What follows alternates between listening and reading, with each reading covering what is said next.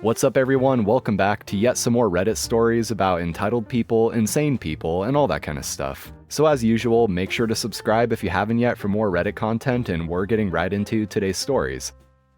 As a matter of fact, I do want you to call the police.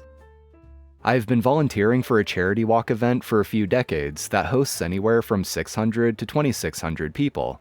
I'm regarded as being as knowledgeable or even more knowledgeable about the event than the charity staff, who are ultimately responsible for the event.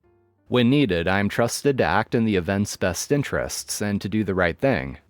The event was cancelled due to COVID for a few years, but 1 year after it restarted, I had a chance to stand my ground against someone who was not part of the event, complaining about the event. The start area of the walk is in one of the parking lots of a large city park, which is at the end of a dead-end street.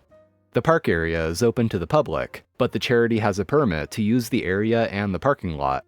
To stop people driving into the start area, the parking lot, we blocked off the entrance to the one-way street at an intersection. And in years past, we had the police posted at the intersection to assist us in controlling and directing traffic away from the entrance.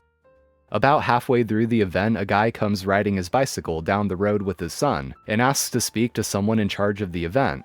I tell him that she was busy right now speaking to a news outlet and asked if there was something I could help him with. The man says, "I wanted to park in this area and you've prevented me from doing that. You can't block off the road." I look around at the hundreds of people walking around in the parking lot and say, "Sir, yes, we can. We do that because we need to protect these participants. Besides, there's nowhere to park down here." "No, you can't. You're preventing people from using the park." "Yes, we can. We've been doing it for decades." "No, you can't. I wanted to park here and you've stopped me from doing that." "Sir, I don't know what else to say, but we've been doing this for years. We have the right to provide a safe area for these people."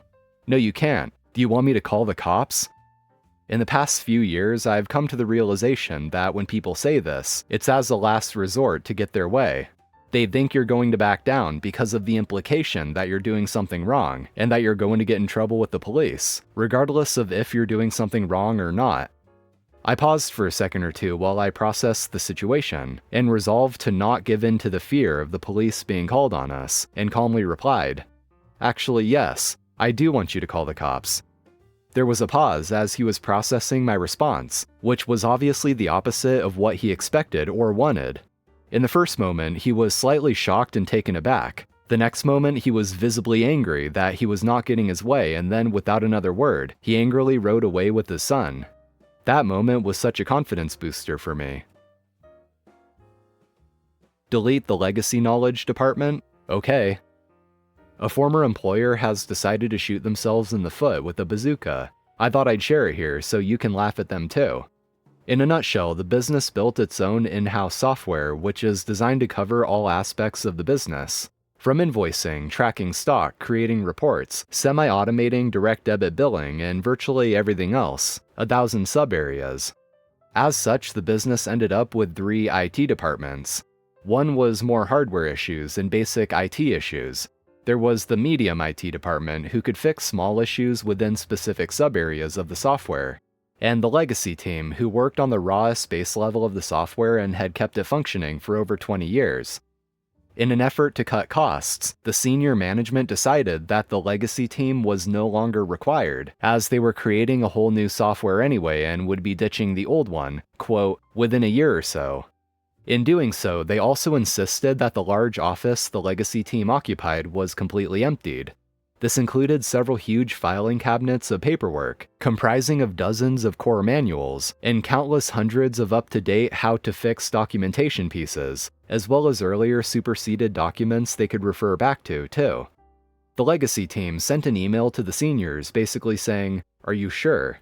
To which they eventually received a terse email back, specifically stating to destroy all paperwork.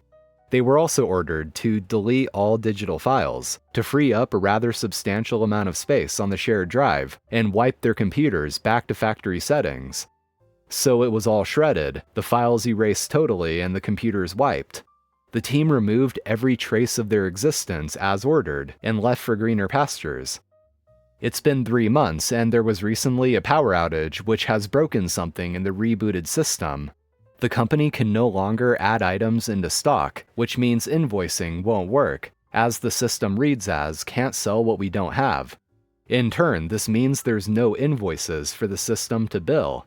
So it's back to pen, paper, and shared Excel sheets to keep track of stock, manually typing invoices into a template, and having to manually check every payment received against paper invoices, all of which is resulting in massive amounts of overtime required to keep up with the demand.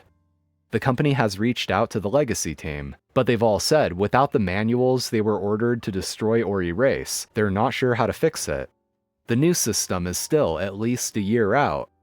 On the positive side, 2 of the senior managers have a nice large office to share and sit in.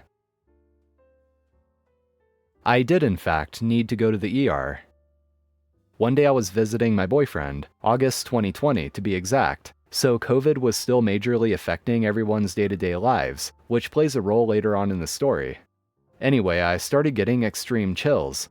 I was under 3 blankets with my boyfriend trying to warm me up with his body heat and couldn't stop shaking, to the point of my teeth chattering. I was absolutely freezing. Him being 17 at the time, I was 18. We started dating my senior year of high school. His mom put her foot down around 11 and said, "Look, I'm sorry you don't feel good, but you need to go home." After trying to stand up, I ended up aggressively vomiting in the bathroom while shaking, half delirious. His mom again said I needed to go home. My boyfriend managed to drag me up until I could deadlock my legs, and then I shuffled out of his parents' house with him supporting most of my weight. I would like to mention that my mom was very serious about lockdown, and my boyfriend was the only person I was allowed to see for 6 months, after a month of not seeing anyone at all. I was about to leave for college, so my mom okayed me going to live with my best friend for a couple weeks on the condition I get COVID tested to go home. So I was going back to my friend's house in this condition, not home. My boyfriend had to pull the car over for me to vomit 3 times in the 10-minute car ride there. I called my mom and told her I felt like I was dying. Something was seriously wrong with me and I needed to go to the ER. She said no. Said it was probably due to me missing 2 doses, 1 day's worth of my mood regulator. 200 milligram doses, by the way. I proceeded to go back to my friend's house, and since her boyfriend at the time had been staying there for the entire week, I was left to my own devices. I thought I was going to die that night. I spent the entire night freezing and shaking, vomiting into a bucket, and literally having to crawl through the hall when I needed to use the bathroom, because I couldn't get my legs to support my weight. My mom refused to let me come home, told me I promised to get COVID tested first. I told her I couldn't walk, let alone drive 30 minutes across town to get a rapid same-day test done. She basically told me, tough. She refused to get close to me, let alone in a car with me and drive me, because she was now convinced this was COVID. I suffered for 3 more days until the vomiting stopped. While weak, I drove across town, got the negative test, and went home. I started vomiting again that night. I also now had access to a thermometer, but my fever wasn't high enough to warrant going to the ER. 2 more days of being bedridden, legs barely functioning, and vomiting constantly. Finally, my boyfriend came to visit because he recognized I wasn't contagious. Something was wrong and frankly was the only one who seemed to care. My fever hit 105. He finally stormed into my parents' bedroom and said, "I'm sorry, but she seriously needs to go to the ER." My stepdad resigns to being the one to take me. I got examined, blood work, and IV. The doctor knew what was wrong almost immediately. The first thing they did was take my urine before doing the blood work and putting me on IV fluids. The doctor comes in and pats me on the back and I about jump off the table. Still told me nothing but that I needed a CT to confirm his suspicions. Results are all in. He comes back to tell me my urine was so bad I had to have one of the worst UTIs he'd seen. CT showed I had a severe kidney infection, and my blood work showed an extremely low white blood cell count. He looked me in the eye and said, "It's a good thing you came in when you did. Another 24 hours and you would have been septic, and the survival rate would have been less than 50%. I spent 3 days in the hospital on intravenous antibiotics, with a week of the strongest oral ones you can get after getting discharged. One of the first things I said to my mom was, "So I guess I really did need to go to the ER, huh?"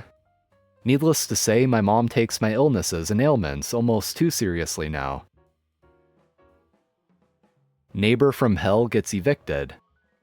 About 20 years ago, I was living in a 2-story apartment building and had a new neighbor move in. Single mother with 2 teenage boys. I had a few incidents over the time she was there. The final issue was noise complaints. After school let out for the summer, she started letting her kids stay up and they played music and TV way too loud, way too late into the night. And since I needed to get up early in the day and she was not a pleasant person to talk to, I reported her to the complex security for noise problems. And then I had a business trip come up that kept me out of town for over 3 weeks. When I got back, there was an eviction notice on my door for being non-responsive to noise complaints. So I gathered my papers from my expense forms and went to the business office to see what was going on. And the agent I spoke with told me that numerous noise complaints were made about me, and I had responded to none of them. So I asked what the dates were, since I had been out of town with documentation for most of the past month. We were going over this, and the agent was getting suspicious about the complaints.